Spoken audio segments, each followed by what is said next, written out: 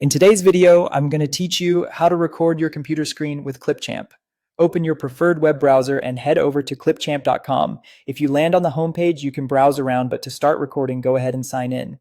On the sign in page, choose Continue with Microsoft. Clipchamp is part of the Microsoft family, so this option is quick and seamless. If you're already signed in on your browser, you'll see an account picker. Select your Microsoft account to continue. Your browser may briefly verify your identity. Just follow any on-screen prompts and you'll be taken into Clipchamp. Once you're in, you'll arrive at the Clipchamp home dashboard. From here, click Create a New Video. This opens the editor where you'll find everything you need to capture and refine your screen recording.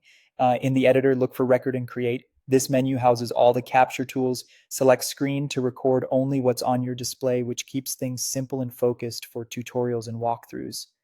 You'll see a preview panel with a red record button. When you're ready, click the red button. Your browser will ask what you want to share. Choose whether to record an entire screen, a specific application window, or a single browser tab. Picking a tab or window is great if you want to keep notifications and other apps out of the recording.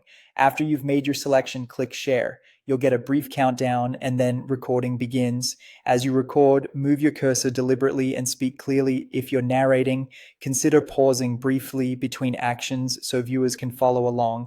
When you're finished, return to the Clipchamp window and click the red button again to stop. You'll immediately see a preview of your capture, which is perfect for a quick check. If it looks good, click Save and Edit.